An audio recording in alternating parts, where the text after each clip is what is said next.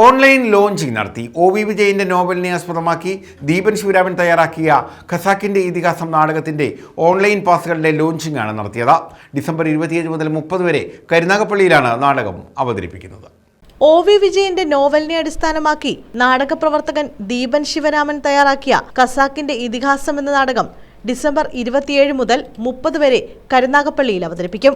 നാടകത്തിന്റെ പ്രവേശന പാസുകളുടെ online launching കരുനാഗപ്പള്ളിയിൽ നടത്തി. ഗ്രാവിറ്റി കൾച്ചറൽ തിയേറ്റർ സംഘാടക സമിതി യോഗത്തോടനുബന്ധിച്ചാണ് ഓൺലൈൻ പാസുകളുടെ ലോഞ്ചിങ് നടത്തിയത്. 4 ദിവസങ്ങളിലായി സംഘടിപ്പിക്കുന്ന നാടകത്തിന് 4000 പേർക്കാണ് ഇരിപ്പിടങ്ങൾ തയ്യാറാക്കിയിരിക്കുന്നത്. ഒരു ദിവസം പരമാവധി 1000 പേർക്ക് എന്ന ക്രമത്തിലാണ് പ്രവേശനം നൽകുക. ഓൺലൈനായും അല്ലാതെയും പ്രവേശന പാസുകൾ ബുക്ക് ചെയ്യാം.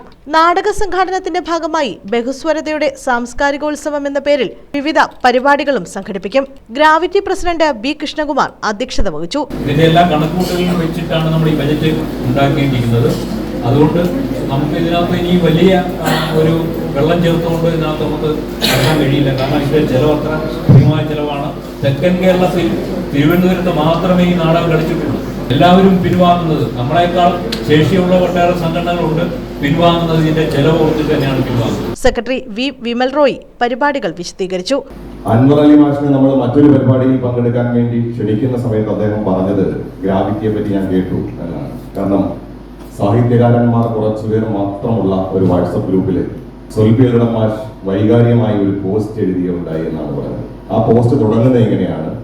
എന്റെ ഒരു പ്രഭാഷണം ഞാനിവിടെ പോസ്റ്റ് ചെയ്യുന്നത് ആദ്യമായിട്ടാണ്. Vice president Raseena online ticket promotion പദ്ധതി അവതരിപ്പിച്ചു.